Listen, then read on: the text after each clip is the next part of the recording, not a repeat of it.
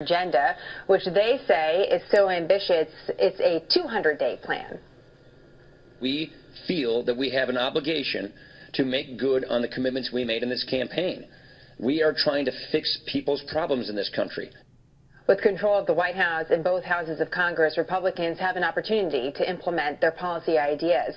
A Real Clear Politics article titled "The World Turned Upside Down" sums up what we're experiencing in our government this way.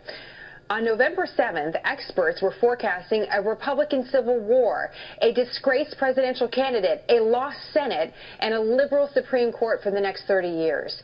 2 days and an election later, the world flipped. Republicans with majorities in both houses of Congress, overwhelming majorities in the state legislatures, and with governorships and a likely slew of Supreme Court vacancies, haven't been in a better position since the 1920s. Kristen Soltis-Anderson is a columnist for the Washington Examiner and a Republican pollster as well. Marjorie Clifton is a former consultant to the Obama campaign and principal of Clifton Consulting. It's great to have you both, and what a description. Thank you. Right, when you take in where we've been over the last several weeks. Kristen, just how do you see the landscape? Because this is going to be a very important address by President Trump to his fellow Republicans in a very public way about the way he sees the next 100 or 200 days. How significant is this moment?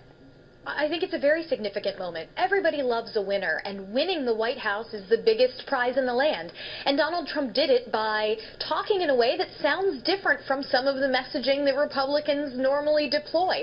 So you have a lot of folks that are up there at that retreat in Philadelphia who are looking at this new president, understanding that there are some issues on which the president and congressional Republicans may not 100% agree. Maybe there's 90%, 80% agreement, but they're going to have to figure out what to do about that remaining 10, 20%.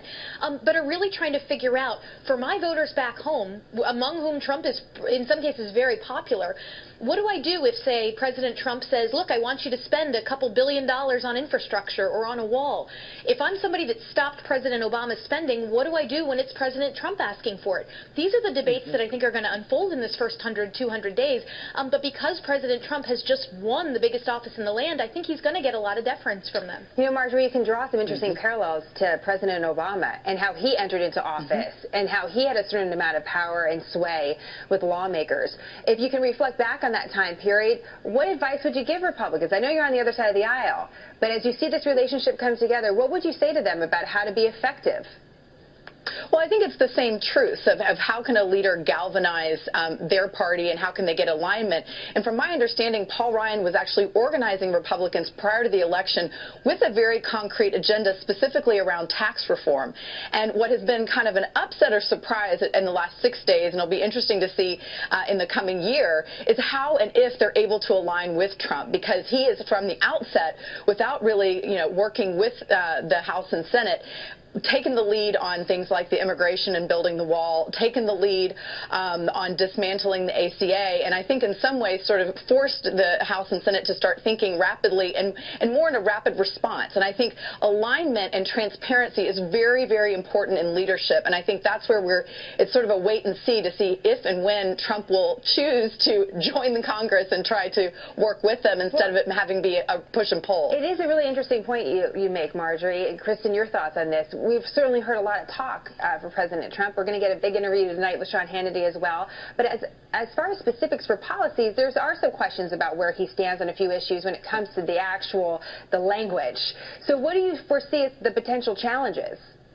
Well, I think it's going to be up to congressional Republicans to fill in the details on a lot of these things, because it is Congress's job to pass legislation. I know we've had President Trump signing a number of executive orders in the last few days. President Obama governed very heavily through executive orders. But ultimately, it's supposed to be up to Congress to write policy and send that policy to the White House to be signed or vetoed. So it's going to be up to these congressional Republicans to fill in the gaps on how do we handle tax reform? Do we do a border adjustment? Do we do a tariff? Do we do something else? On Obamacare, do we repeal, or do we repeal and replace right away? Do we repeal and replace later down the road? These are details that are going to have to come from Congress, and so they're going to have to take a leadership role as well, not just defer to everything Trump wants, because in some cases, I think Donald Trump knows broadly what he wants, but not just the details. Well, and they have to go back to their constituents and actually come face to face with them, so they're going to have some questions to be answered. Marjorie, I'm sorry to cut it short. We're watching a live picture as well of Donald Trump.